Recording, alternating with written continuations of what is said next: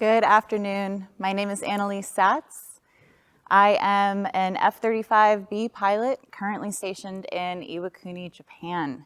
I was born in California, but I was raised in Boise. My whole family is still here.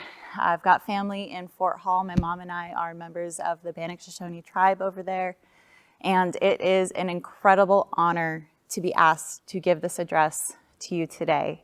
I'm here in May recording this, just due to my inability to get back for the actual conference. So hopefully this video finds you all happy and healthy and excited to kick off this conference and learn a bit about a bunch of different things. So again, thank you for this opportunity. I view this keynote address as an opportunity to share with you all a bit about my life and some of the decisions that have led me to where I am today. I don't often get a lot of chances to reflect on what I've done, so this is awesome for me, and I'm really excited to be here again. I feel really passionately that it's important that we come together, and this is a phenomenal venue for that.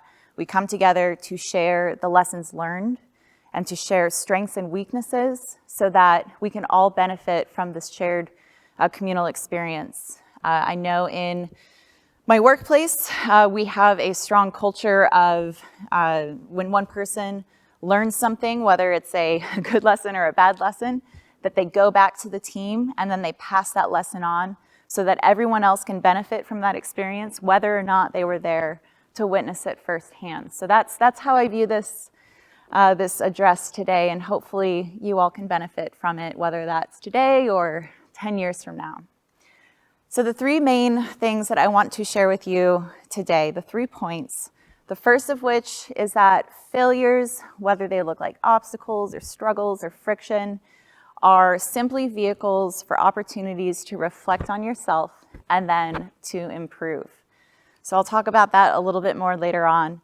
Secondly, try and diversify your experiences. You never know when something that you've learned about a few years ago, kind of offhand, might benefit you today or tomorrow or 6 weeks from now. And then tertiary, surround yourself with a strong team. So you can be a capable, strong, powerful person, but you'll never be as good as you are when you're part of an equally strong, competent, powerful team. And a strong team gives back to the individual just as much as the individual gives back to the team. And I'll show some examples from my own life where I've seen that come true.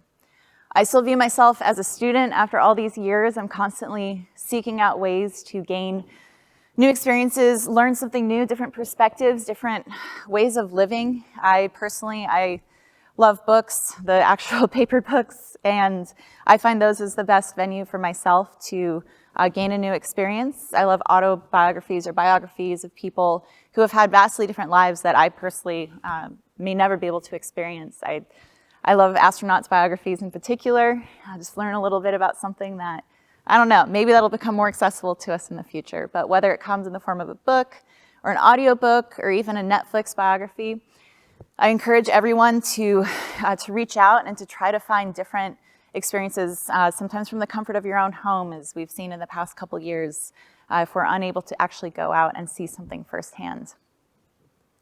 So again, I want to share these lessons because it's important that we come together and take a moment for reflection. So with that being said, a bit about me. I was raised here. I graduated from Boise High School in 2007, and then I took from BHS to Boise State University a passion for dance and a dream of dancing professionally, modern jazz, dancing on a team. While I was at Boise State, I realized that maybe I can't make that dream come true. So I threw myself into a bunch of different classes, trying to figure out what I might be interested, what I might want to do with this, hopefully, long life that I have. And so I tried a bunch of different things. I took English classes, math classes, science, philosophy, literature, and on the side, I started taking lessons to fly helicopters because aviation has always intrigued me, and I interned with the state senate, got to know a little bit more about local government, got to meet a ton of people, volunteered at voting booths. I just tried to find as many opportunities as possible and hope that something would reach out and speak to me, and I would be like, yes, that's it. That's what I want to do when I grow up. So with all that being said, I ran into my first hurdle on one of these classes. I took this class, kind of treated it like I did the rest of them, just something new to learn about, and I struggled with it. And it turned out by the end of the class, I had failed it. So if you can all, as you're sitting there, imagine a time where you have failed something, the sting of it, like that personal burn. And whether it's something where you struggled in a job, or you didn't live up to somebody's expectations, or you didn't live up to your own expectations, just that feeling of failure and regret. Well, I felt all of those. And with all of those feelings, I was like, you know what? Screw that class. I don't need it.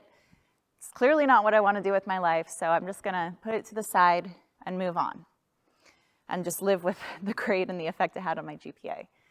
But after some time to cool off, I said, okay, well, I can take it again. So I'll take it again, give it another shot. And this time it's going to be better. I'm going to do really well, and I'll prove myself to myself, I guess, and the world, and I'm going to pass. Well, I did not pass. Failed it again, a second time. And again, the same slew of emotions where I'm like, you know what, don't need it. Clearly this wasn't meant to be. And I kind of went away with that feeling and just that, shove that away where I don't have to think about it and I don't have to feel bad about it. I spoke with some family members, and somebody in my family was like, you know, you have another chance to take it. You should just take it again. You have the time. You're already trying to finish up your degree. You have the time. You have the space. Just take it again. And I'm like, all right, I will just take it again. You're right. I have 3 shots. I have the time. I have no reason not to, other than just not wanting to, which in and of itself is not really good enough. So I took it again. I took it a 3rd time. And this time I really did the work, and I really, really worked hard at it. Maybe it's because I knew I didn't have any more opportunities, but I worked with people that were in the class with me, my peers. I worked with my instructor, who by this point had seen me in this class probably enough that they were sick of me, and I passed the class. And I actually did okay. Got a decent grade. So that taught me my first lesson in resilience and what it means to fail and what it doesn't have to mean, which is it doesn't have to mean that you're a failure.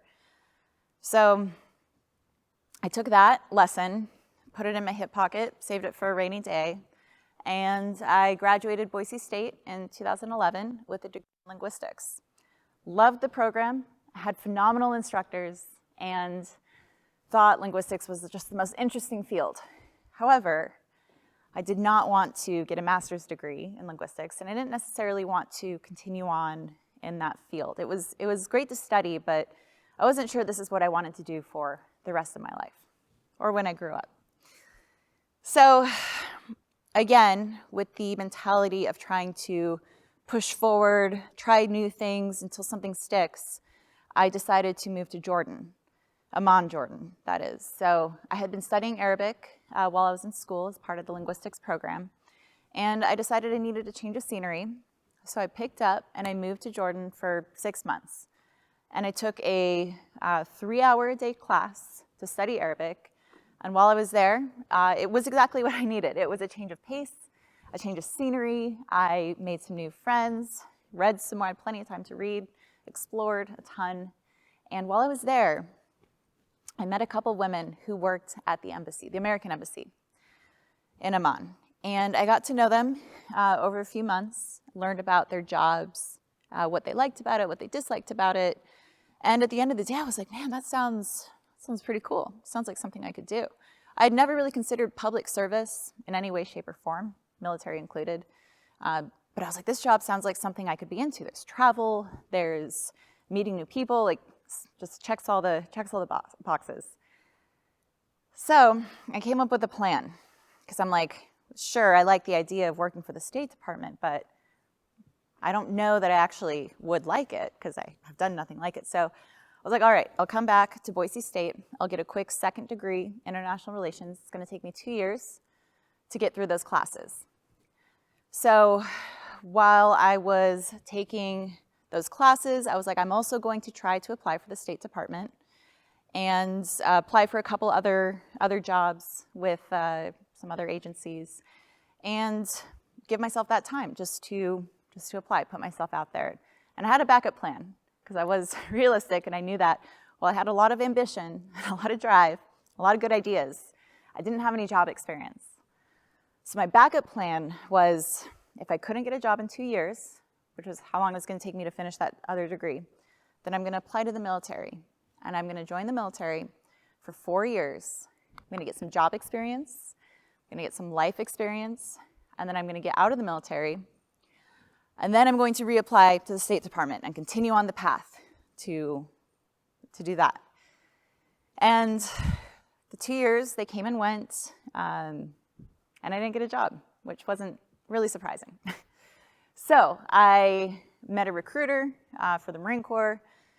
I knew I always wanted to do the Marine Corps, just it was the most physically challenging of the branches, which appealed to me. And I wanted to do intelligence, which at the time I'd been watching a lot of Homeland, so that's probably what inspired me. But I told them I wanted to go in as an intelligence officer and learn about that career field. So I joined the Marine Corps. They sent me to Quantico, Virginia for 10 weeks to go to officer candidate school, which was just a complete, speaking of new experiences, completely new experience. I don't have any immediate family with military experience, and I hadn't really talked to anyone about it. My parents probably thought I was crazy, but I went and did 10 weeks, and I got so much out of it. It was completely outside of my comfort zone, completely different than anything I'd ever done. I didn't even know if I could complete it, or if I would just fail out halfway through and they'd have to send me home. But it was a blind leap of faith. Went, figured I'd see what happens.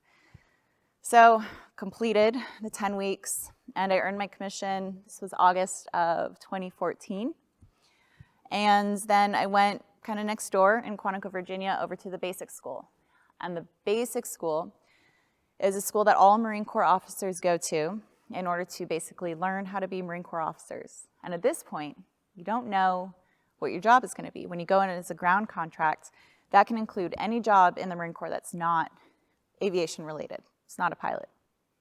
So I went in as a ground contract and spent essentially 6 months learning how to Marine Corps and learning how to be an officer and just learning a whole bunch of new things. And how the military does the job assignments, and this will come up again, is they ask you for a dream sheet, and they ask you to put down in a list of priorities what you want to do. So in my case, I wanted to do different forms of intelligence as my first few choices, and then a couple other things after that. And they take into consideration your preferences, but they also take into consideration how many spots they have available, what the needs of the Marine Corps are at that time, and I don't know, some other weird complex formula. So while I was there going through some of this, the school opened up an air contract. And the air contract, that opening was a unique opportunity to switch kind of midway through the school. We'd already signed our contracts, but to switch midway through the school to being a pilot. And my CEO of my company knew that I had flown helicopters. He knew that I had an aviation background. So he approached me and was like, hey, you should apply for this. And at the time I was like, no way. I knew nothing about military aviation, barely knew anything about the Marine Corps at this point. And all I knew was that I had signed up for 4 years. And if you become a pilot in the military, in the Marine Corps in particular, as with the other branches, you sign up for either a 6 or an 8-year contract, and that's after you receive your wings. So I knew at that point, if I switched over, I was looking at 10 years in the military at a minimum.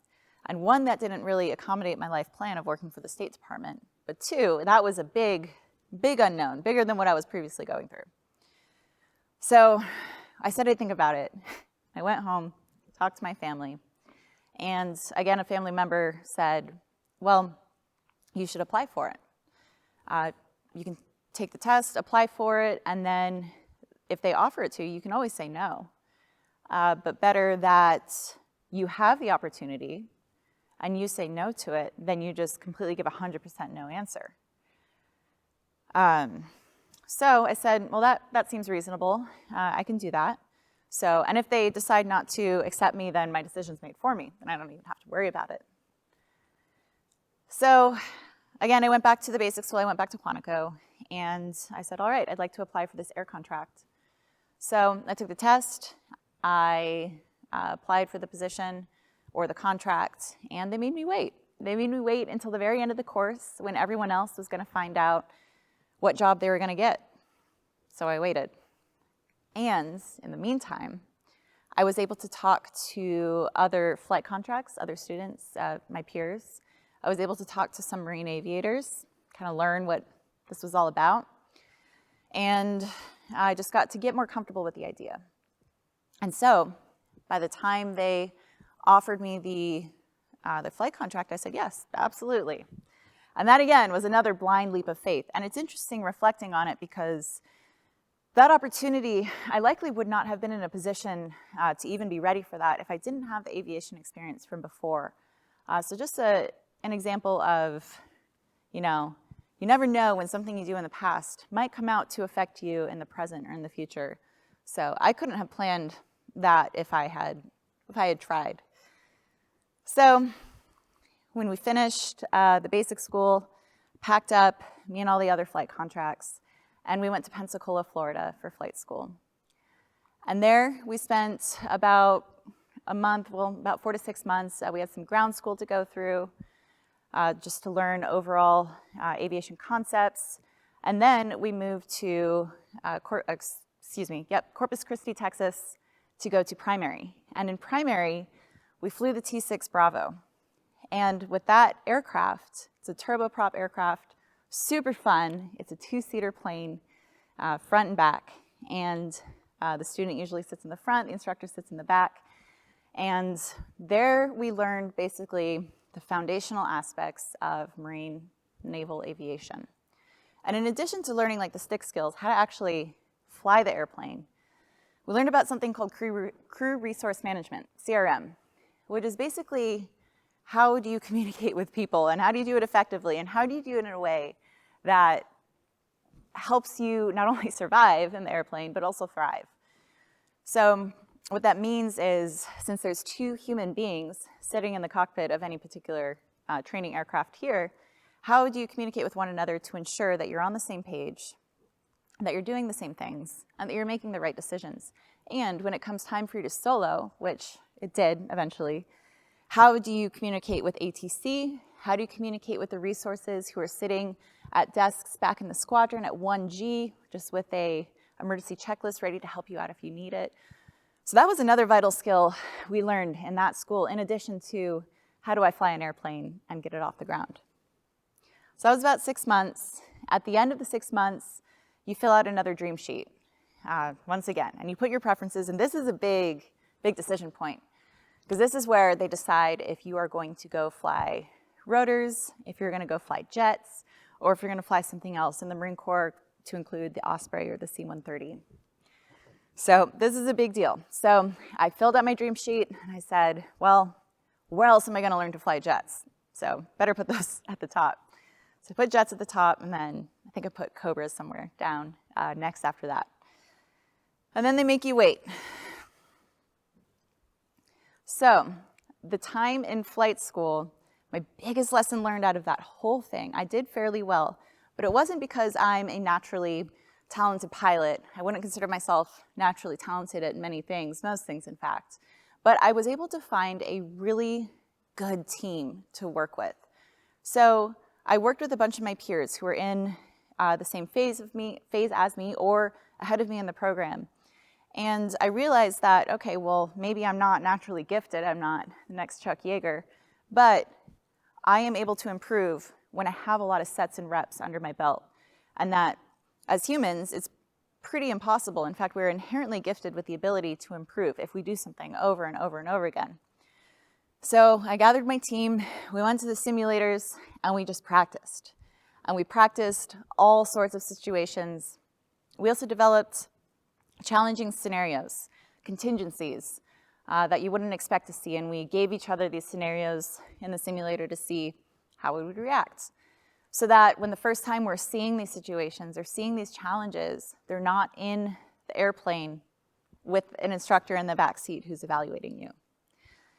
So we did that over and over for hours and hours, and it was clear that without those students who were willing to take the time out of their day to help me, and for me to take the time out of my day to help them, I would not have done nearly as well, and I can say that confidently.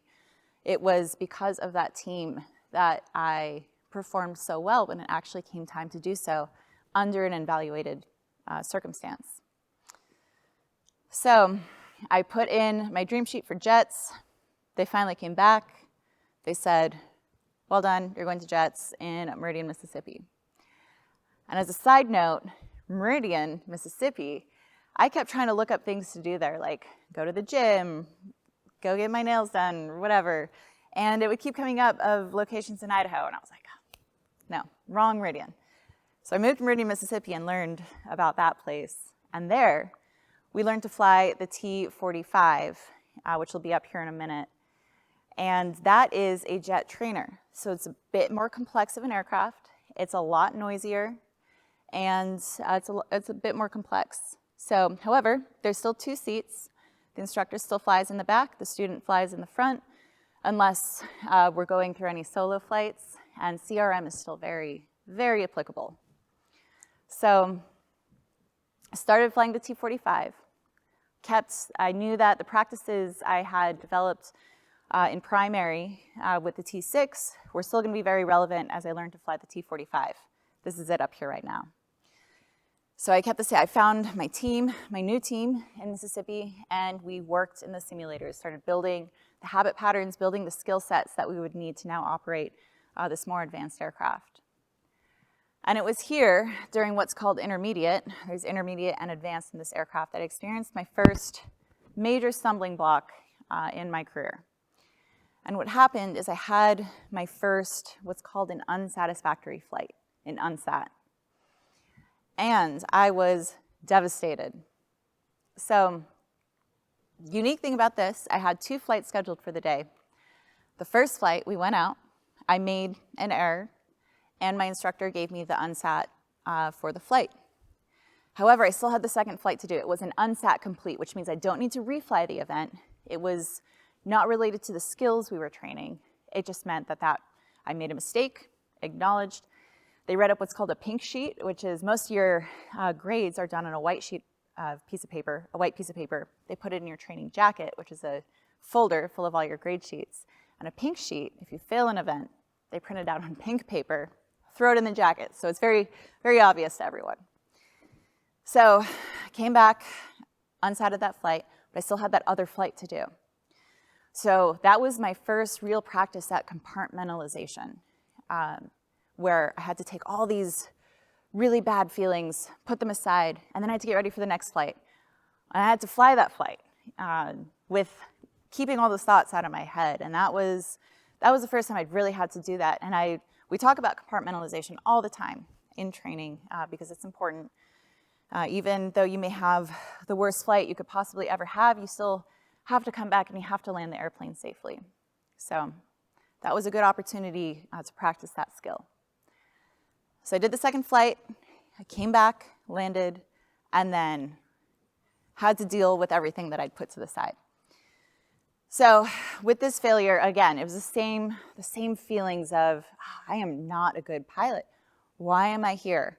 Why did they send me here? I clearly cannot hack it. Like I'm the worst pilot to have ever come through training, which obviously is statistically very improbable, but it didn't stop me from feeling it. And it was a good experience because I had to learn that a failure in performance, an execution failure or a perception failure, any different of the types of failures that we can possibly experience, is not reflective of me as a person. I still am a person kind of agnostic of my skills. So, and then I had to figure out that the feelings of just sadness and just regret, they weren't helping me.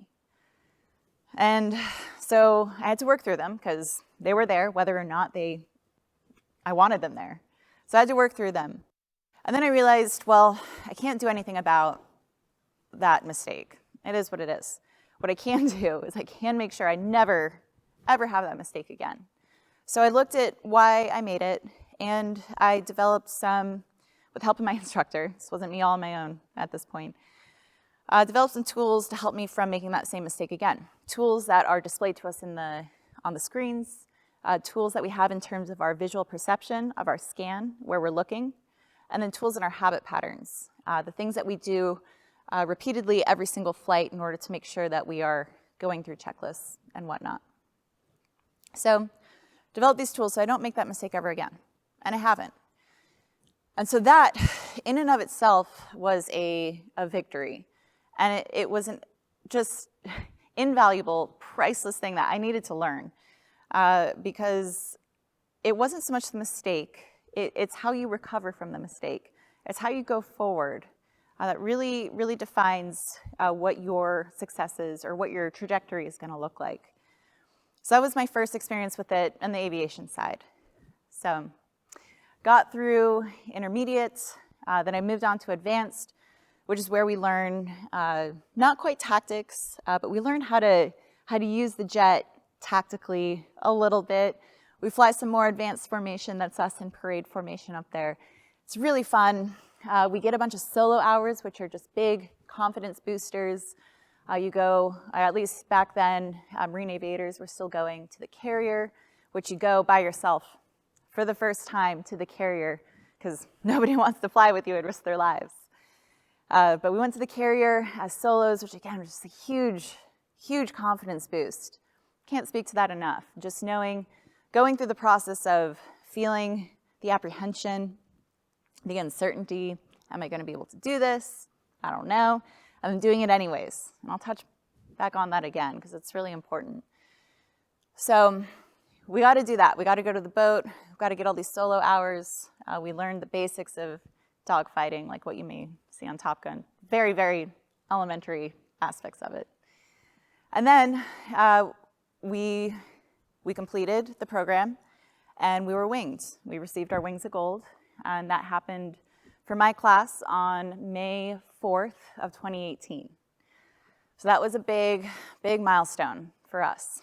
And prior to this happening, the Marine Corps decides where they're going to send us, or the Navy in the case of some of my Navy counterparts. Same thing. You submit a dream sheet of where you want to go. And for the Marine Corps at that time, we had F-35Bs, Harriers, and Hornets. And I said, unequivocally, I want to go F-35s. It was the new hotness, new technology, just starting to get it into the Marine Corps. I was like, I want to be a part of this program. Even in its infancy, I want to grow with it. So requested F-35s. They made us wait, of course. And then at the very end, when we received our wings, or the day before, they told us where we were going to go. And I got selected to fly F-35s. Very grateful. And so I then went to Beaufort, South Carolina, to learn how to fly the F-35. And that was also an eye-opening experience. All the tools that I had developed and the experiences that I had tucked away in my toolkit here, things I knew would help me succeed, practicing a bunch of times before I went to an event, rehearsing, those weren't necessarily things we were able to do at the time in the program. So, and the first time you're ever in an F-35 is by yourself. So again, talk about apprehension. So I went there, and it wasn't a smooth process. I'd taken for granted that much of my flight career up to this point had been relatively smooth, frictionless. I didn't have really that many struggles, but when I started to try to fly the F-35, I definitely ran into some struggles, and I had to really buckle down and work and focus, and importantly, find new tools to succeed, because my old ones didn't really apply, and so I was kind of left adrift for a while. And so I had to learn new things, like what we call chair flying, which is basically mental visualization of how you're going to fly the jet. So you sit, and then if you watch a documentary about the Blue Angels, you may see them do this, but basically go through how you're going to move the controls, what you're going to say, what's actually going to come out of your mouth, and at what point, and where you're going to look. And so I had to start relying on that instead of the sim, which is a good tool. So it was important that I figured out how to do that at this point. But I started to not be able to have like these really like close to perfect flights, and you'll never have a perfect flight. I had a flight instructor at the very beginning tell me that we are always in the pursuit of the perfect flight, but we'll never achieve it. We are never so good that we can have a flight where we come back and there's nothing to talk about. And that is absolutely true. And to be a good pilot and to be this applies generally, to be a good human, you have to have a sort of humility where you can accept that you can make mistakes, and that you do make mistakes, and that you're able to identify them. And not only identify them, but sort out how to fix them so that you don't make that same mistake the next time. Maybe you make a slew of different mistakes, but you don't make that same mistake. Or at least if you do, it's in a smaller magnitude than it was the first time. So again, I just had to, it was a process of accepting that I was never going to be perfect, far from it, and that I was going to make mistakes, a lot of them. And just like a muscle that you build when you go to the gym and you pick up a weight 100 times, I began to develop a resiliency to struggles. So I would have a flight, I would struggle, and instead of going into that place where I would initially go of just a despair and feeling like, man, I don't know how I got here. I'm definitely fooling everyone because I'm really not that good and they're going to discover it and it's all going to be downhill. I started to build the resiliency to say, okay, it's not me, it's my skill. And I got to move through that process fast. It's not gone completely. If I struggle with something now or I fail something now, I still go through that same process of, oh man, this sucks, but I'm able to move through it a lot faster than I was back then. And that's important because you build that muscle and you develop it every time you encounter something that's a struggle. And so that's why it's important to lean into those paths that are not necessarily the path of least resistance. If you go the path of least resistance, then you find yourself always succeeding. And that's not necessarily a good thing. In fact, I would venture to say it's not a good thing at all. Because if you're always succeeding, and you never have to encounter that moment of reckoning, where you're like, wow, I wasn't as good as I thought I was, then you never build that muscle of being able to get through the emotional part of the failure, and then get quickly from there to the next step, which is, all right, I messed up, how do I fix it? How do I go on from here? So I would challenge all of you, as I challenge myself, to always seek out those circumstances or those scenarios where you're challenged and where it's not going to be easy and where you know that you might just fail, you might not do well. Because there's value, there's inherent value to that struggle, which sometimes is more valuable than the actual success itself. It's like when we talk about, it's not always about the destination, it's about the journey, because the processes you go through in order to get to the destination have their own inherent value to your life and to your state of mind that, again, invaluable.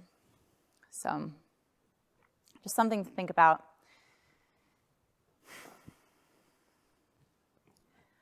Just a side note on this as well, the fear of failure. So fear of failure is something that has come up for me a lot, and it comes up for a lot of people I know. And it's unavoidable, again, like we are human, we're gonna feel these things. It's totally normal. But I'd say the fear of failure is one of those most inhibitive feelings because it keeps you from doing things that you don't even know you like or that you would be good at, or even if you're not good at it, that you would enjoy. I always felt like that about dance. I was never very good at it, but man, I loved it. So fear of failure, when I find myself there, or even if with any of these things, and I find myself in kind of a negative place, I try to just sit with the feeling for a little bit. Again, as I talked about before, sit with it for a few minutes, whatever it takes. And then at that point, the compartmentalization, it's still there, it doesn't go away, but you put it to the side, and then you consciously turn your mind towards, all right, how do I move on from here? How do I do the next thing? Maybe you don't need to change anything. Maybe you encountered a roadblock that just requires you to try again with no adjustments. That happens. Or alternatively, maybe you have a roadblock that requires you to change something, and you can identify that thing, you can adjust fires, and then you can reattack. So give yourself the space to feel whatever it is, but when it comes to the fear of failure, it's just like that muscle I talked about. The more you stare at that fear, acknowledge it, and then move past it in spite of it, the easier it becomes the next time. I am far from a fearless person. I've got fears and apprehensions and nerves all the time. I've never yet figured out the magic trick for just getting rid of them. But the more often you address them, and you do the thing anyways, sometimes it looks like giving a keynote address, pre-recorded. You do it anyways. The more you strengthen that muscle of going through the process, so the less of a barrier it is in the future.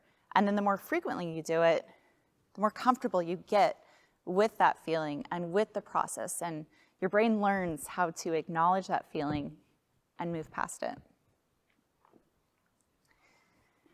So that was my time in Beaufort.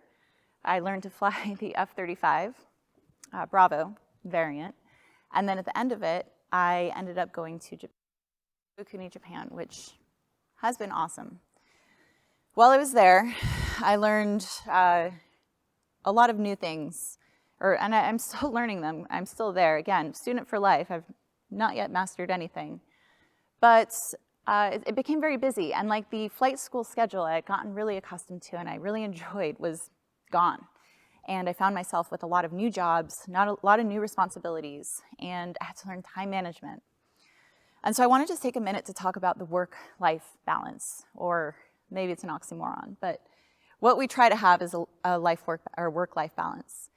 So if you're working 12 plus hours a day, or even if you're working less, even if you're working 6 hours or less, it doesn't matter. My recommendation is that you identify what it is your priorities are, what your values are. Do you value making it to the gym every day? Do you value going home and spending time with your family in your off time? Do you value working on another degree or a master's program? And it's important to acknowledge those things and have them very clear in your mind, because when you work a busy job, you only have so many free hours. It just is what it is. And especially for something, if you're government service or whatnot, like you have those hours, maybe you can adjust them, maybe you can't, but that makes it all the more important to take a look at what else you're doing and to make sure that your actions are reflective of what your values are.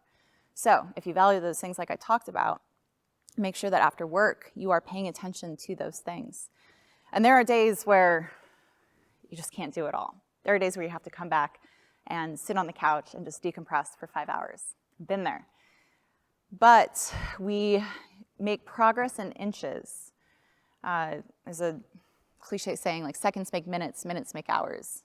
Same thing. We progress in inches, and those inches eventually make miles.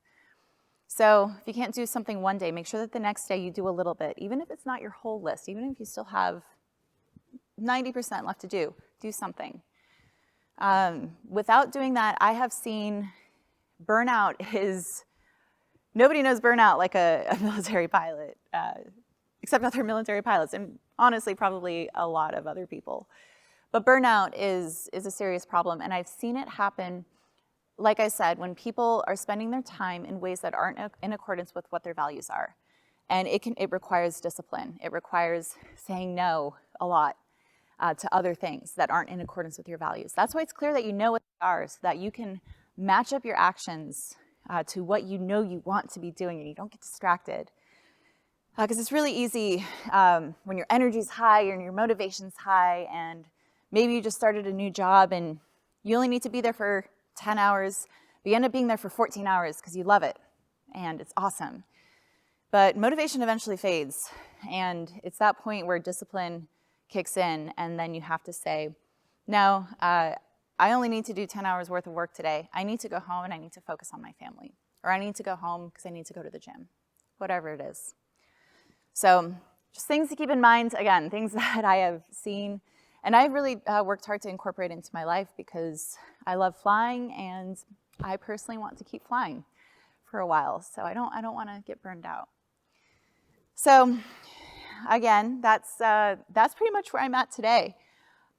working in Japan, flying jets, loving flying jets, and hoping for more opportunities to continue to do so. If I could have you all take away the 3 things, I just want to reinforce them again. They're going to be the 3 that I talked about before. Failures are merely an opportunity to get to know yourself better. They are the vessel through which you learn about yourself and are the means by which you improve yourself. So seek out those challenges, seek out those opportunities where you can run into friction, where you're going to run into problems, because that's where you mold yourself and where you can build yourself. Secondly, get as many diverse experiences as possible, even if it's just picking up a magazine article and reading about something new for 10 minutes. Just seek out different learning experiences, because those are all things that you put into your toolkit that maybe one day you pull out and you use, maybe you don't, but they're still there. They still add value to your overall experience. And then finally, give back to your team. So just like I talked about failure, when you have success, when good things happen, that's awesome. Wish we all had success all the time. However, I don't. However, use those opportunities to then give back to your team. So the team will make you strong, and you want to have strong people around you, people that complement you, but you also need to give back. And sometimes that team looks like your family. Sometimes it looks like your coworkers. Sometimes it looks like your community. So if you have a knowledge or have a skill that you've acquired, figure out how to teach a new generation about it. Or if you have a nugget of wisdom, or you learn something at your job, take the time to address the new person and to share that piece of information with them so they don't have to learn that lesson firsthand. So just find a way to give back, and again, it can be small. It can be very small, but that is what makes us all better. And when we have the strong team, again, we ourselves are better. So that's all I have for you guys today. Thank you for joining me today, and I hope you got something out of this, and enjoy the rest of the conference.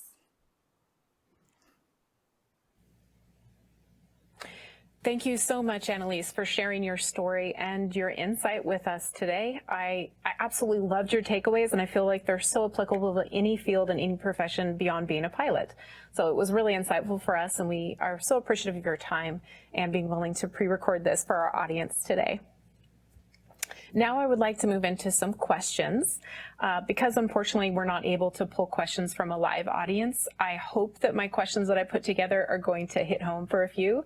But without further ado, I'll start with my question number 1. You mentioned that you obtained a commercial pilot license flying a Robinson R-44 helicopter, and how it was useful for you down the road in the pursuit of your military career. But what enticed you to learn how to fly a helicopter? Well, I've always loved the idea of flight. As a kid, I think my ideal version of flight would have been just being able to pick up and fly away, Peter Pan style.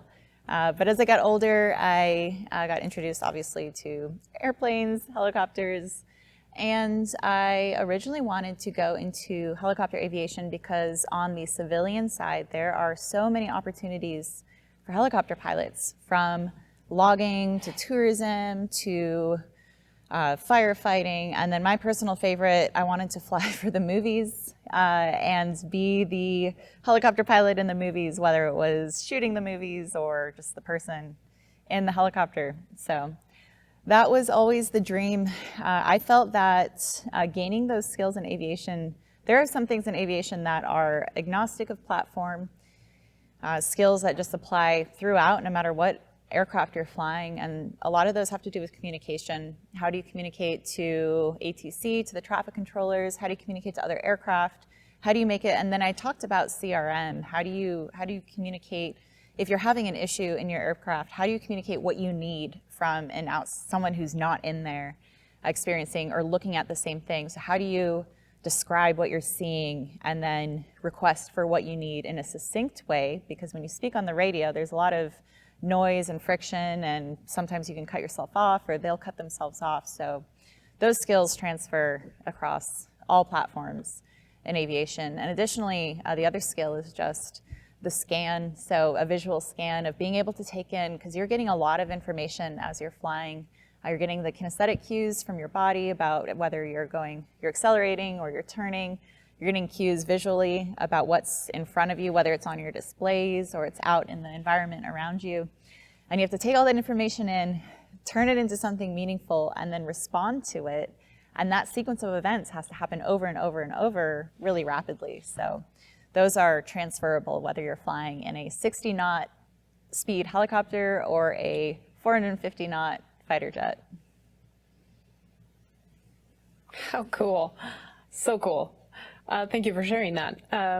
You know, it's interesting. It kind of segues nicely into my next question, because you mentioned the ability to fly a helicopter and then segue nicely into other aircrafts. You became the first female pilot to fly the F-35B aircraft, but it also is only available to a very select few overall that have been given this opportunity. What do you feel was key for you to getting this opportunity? So I would love to say natural talent, but that is definitely not the case. I've never been the person who could pick something up and just be a rock star at it. It's always taken me a lot of work. And so whether you are somebody who picks something up right away, or you are somebody who needs a lot of experiential learning, or you need to read a lot about it, or whatever your learning style is, figuring out what that is, how you improve the quickest is key. So once you know what it is that helps you learn, then applying that and just putting it into motion is the quickest way to then improve. Because nobody expects a military pilot to go into the flight training program as a rock star, but they do expect you to be able to improve very quickly. And so again, figuring out the mental processes of, as I talked about, figuring out, all right, I didn't do this right. How do I make sure I never do that wrong again? And then implementing those systems as kind of a fail-safe to keeping you from making that same mistake again. That's key to improving quickly and then becoming good at your craft. So I would say that, coupled with, again, having a team who's not afraid to challenge one another. So what you don't want is to get a group of people together to go practice something, to go rehearse something, and all you get is positive feedback where you rehearse or you, like I said, chair fly an event, and that person's like, oh, nice job, I see nothing wrong with that. What you want is someone who's like, wow, you messed that up and you could do that better and you need to say this differently. Because that's what you need to improve. So those two things coupled with one another are makes key. a lot of sense. Yeah, absolutely. That makes a lot of sense. Thank you. So I think we're going to likely have audience members that really want to have this question asked, and I'm sure you can anticipate it. But what is it like to fly the F-35B aircraft? It is the coolest. It is objectively the coolest. I mean, there is a lot of hard work and there is a lot of sacrifice, to be sure, that goes with the job, but it's all worth it when you climb in the jet and you take off and then you go execute a mission with 10, 20, 30, 40, 50 other airplanes in the sky. It's incredible. And even if you're out there by yourself, there is nothing. Cloud surfing is a term for when you're out there with a big puffy cloud and you kind of fly around the exterior of it, mapping the outside of the cloud. It's incredible. And what makes it so incredible is that when you're flying, and I noticed this even in the helicopter, when you're flying, it takes 100% of your brain. So you are 100% in the moment. You're in flow state, if anyone's familiar with that term. So that is what you are doing. You're not worrying about what you forgot to do at home or what you're going to have for dinner later. I mean, maybe you are if you're hungry, but you're really just in the moment, and that is a state that it's incredible once you find it. Oh, I can only imagine. I've always wanted to fly in the clouds, to be honest, so I'm just going to have to live vicariously through you. Great. Well, thank you for sharing that. We have a lot of professionals in the audience, and they could greatly benefit from learning more about the murder boarding that you referenced earlier in your address. From what I gathered, it's a critical review to help someone prepare for a difficult examination or a test, for example. what do you think the tools that you have learned through murder boarding in your profession as a practice could be mirrored for someone to prepare for maybe a team evaluation or a presentation in the workforce, for example? Do you have any insight? Yeah, so a murder board, which is I'm not sure if it's military specific, but it is a term that is used in the military when somebody, as you said, is about to go up for a particular qualification or designation, and they anticipate being quizzed or questioned by a panel.